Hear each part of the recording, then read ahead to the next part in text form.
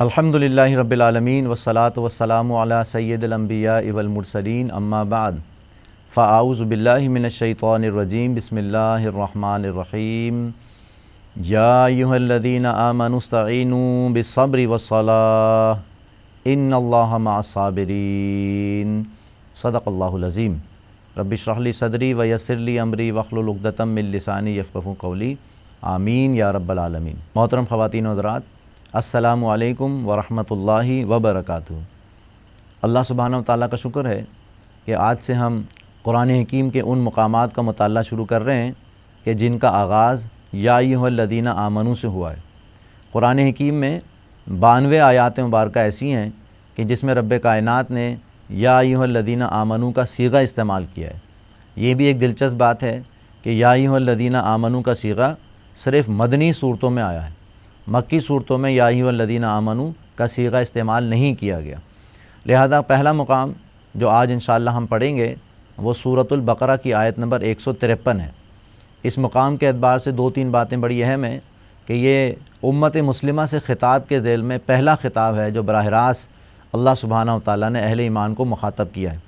گو کہ ترتیب کے اعتبار سے ایک آیت مبارکہ اور بھی ہے، لیکن باقاعدہ خطاب اہل ایمان سے، امت مسلمہ سے جو کیا گیا ہے وہ 19واں رکوع ہے سورۃ البقرہ کا، جس کی پہلی آیت مبارکہ ہم نے آپ کے سامنے تلاوت کی ہے۔ رب کائنات ارشاد فرماتا ہے یا ایھا الذین آمنوا استعینوا بالصبر والصلاة، اے لوگوں جو ایمان لائے ہو، استعانت حاصل کرو، مدد حاصل کرو صبر سے اور صلاۃ سے۔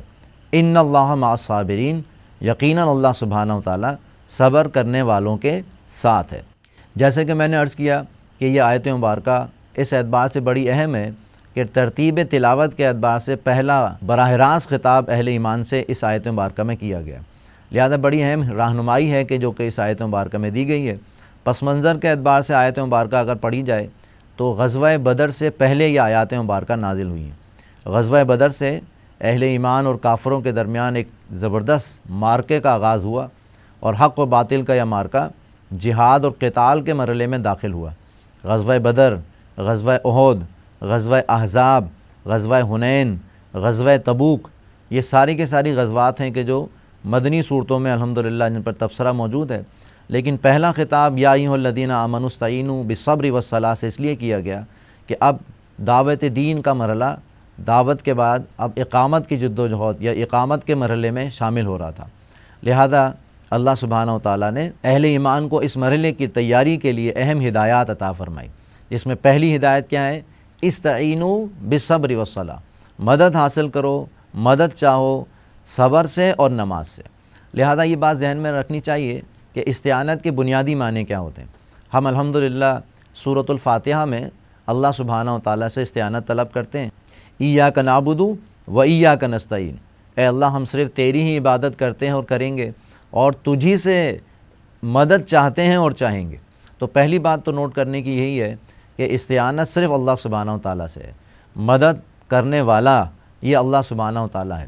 وَمَن نَّصْرُ إِلَّا مِنْ عِنْدِ اللَّهِ، اور مدد تو نہیں ہے مگر اللہ ہی کی طرف سے۔ البتہ مدد حاصل کرنے کے کچھ ذرائع ہیں جو کہ اللہ پاک نے ہمیں اس آیت مبارکہ میں بیان فرمایا۔ مثلا اللہ کی قربت حاصل کرنا ہے، اللہ سے استعانت طلب کرنی ہے، تو اس کا طریقہ کیا ہوگا؟ اس کا طریقہ نبی علیہ الصلاۃ والسلام کی سنت سے ہمیں یہ ملتا ہے کہ جب بھی کوئی مشکل آئے، تکلیف آئے، پریشانی آئے، مصائب آئیں، بیماریاں آئیں، تو نبی علیہ الصلاۃ والسلام نے ہمیں نماز کا حکم دیا۔ نماز پڑھتے تھے نبی علیہ الصلاۃ والسلام، صلاۃ الخوف مشہور ہے، اسی طرح صلاۃ الحاجات نبی علیہ الصلاۃ والسلام پڑھا کرتے تھے۔ تو بہرحال ان مصیبتوں سے، تکالیف سے، پریشانیوں سے، مصائب سے نکلنے کا راستہ اللہ سبحانہ و تعالیٰ سے استعانت طلب کرنا ہے، اور استعانت کا ذریعہ صبر ہے۔ لہذا آئیے ذرا صبر پر غور کرتے ہیں۔ صبر کے بنیادی معنی ہوتے ہیں رکنا، ٹھہرنا، استقامت کے ساتھ ڈم جانا، استقلال کا مظاہرہ کرنا۔ ظاہر بات ہے یہ مصیبت کے وقت ہوگا، لہذا صبر کی 3 قسمیں اپنے ذہن میں لے آئیے۔ پہلی قسم کہلاتی ہے صبر علی المصیبہ، یعنی مصیبت پر صبر کرنا۔ مصیبت سے مراد وہ حالات، وہ ناخوشگوار حالات جو انسان پر باہر سے وارد ہو رہے ہوں۔ مثال کے طور پر کوئی بیماری آ گئی، کوئی ایکسیڈنٹ ہو گیا، کوئی اور بری خبر جس پر انسان کو تکلیف ہو، نامصائب حالات کو مصیبت کہتے ہیں۔ لہذا اسی صورت کے اسی رکوع میں اللہ سبحانہ و تعالیٰ نے یہ بات بھی ارشاد فرمائی، الذین اذا اصابتہم مصیبہ، یہ وہ لوگ ہیں کہ جب ان پر کوئی مصیبت آتی ہے قالوا انا للہ و انا الیہ راجعون، تو ان کا طرز عمل یہ ہوتا ہے کہ مصیبت پر پریشان ہونے کے بجائے وہ کہتے ہیں کہ ہم تو ہیں ہی اللہ کے اور ہمیں اللہ ہی کی طرف لوٹ کے جانا ہے۔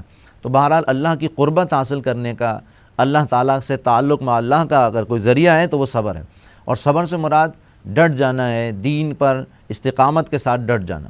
موجودہ حالات میں جو صورتحال نظر آ رہی ہے، پوری دنیا پر مصائب آئے ہوئے ہیں، خاص طور پر وائرسز کے ذریعے آزمائش کا سلسلہ جاری ہے، تو اللہ سے دعا کریں اللہ پاک ہمیں اس مشکل وقت میں صبر سے استقامت کے ساتھ دین پر ڈٹنے کی توفیق عطا فرمائے، کیونکہ موجودہ حالات واقعہ یہ ہے کہ پوری دنیا کے لیے ایک مشکل وقت ہے، مصائب کا وقت ہے، اور اس سے نکلنے کا راستہ اللہ سبحانہ و تعالیٰ کی طرف پلٹنا، رجوع کرنا، اور اس کا ذریعہ صبر ہے۔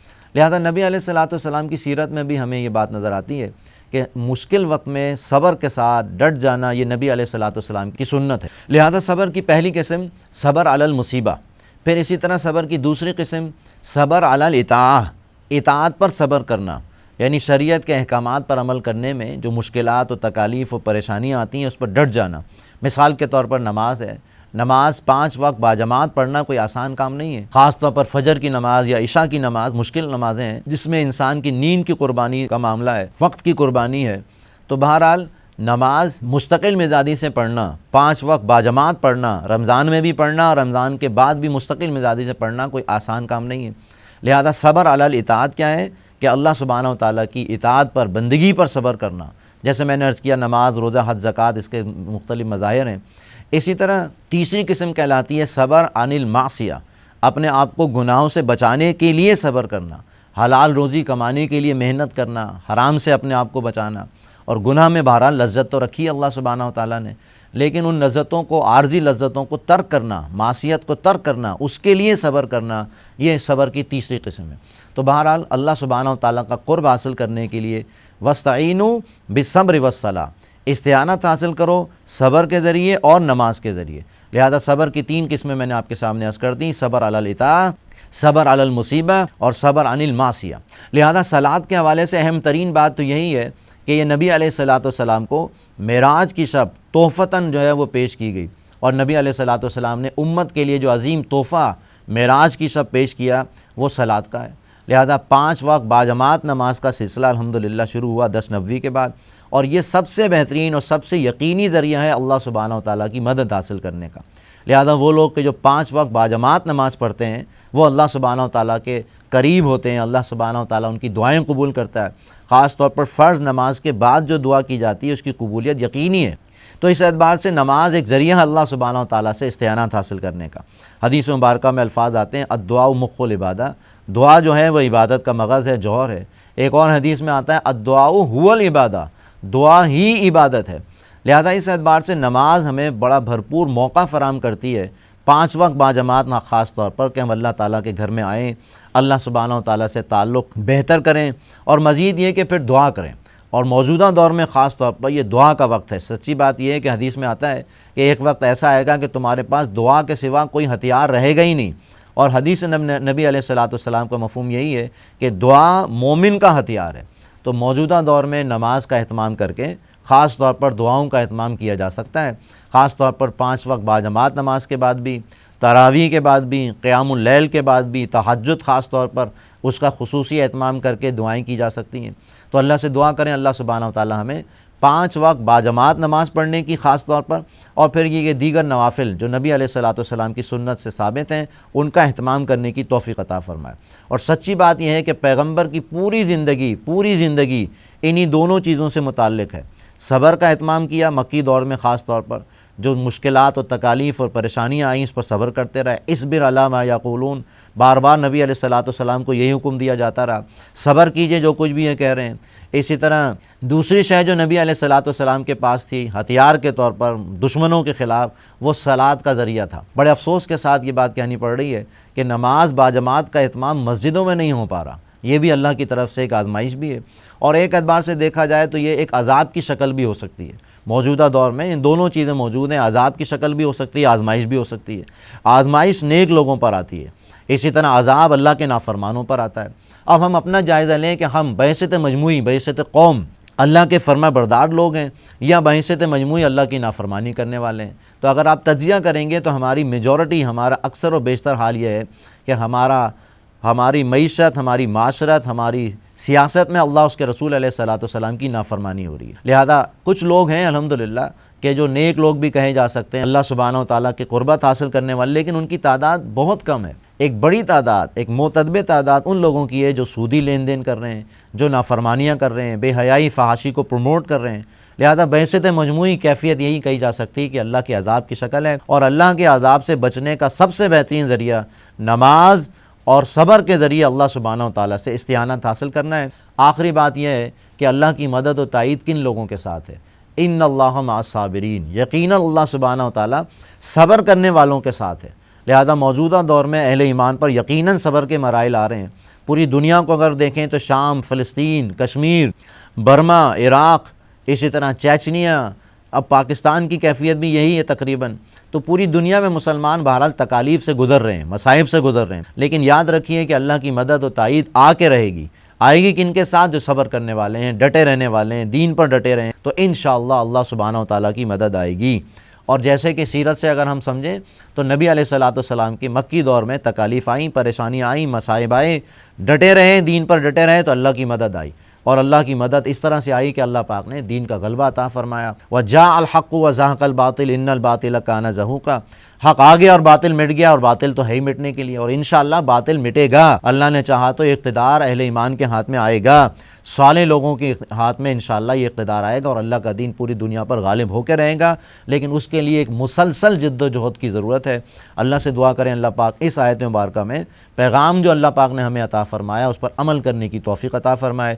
یا ایھا الذین آمنوا استعینوا بالصبر والصلاۃ، اے لوگوں جو ایمان لائے ہو، مدد حاصل کرو، استعانت حاصل کرو صبر سے اور نماز کے ذریعے۔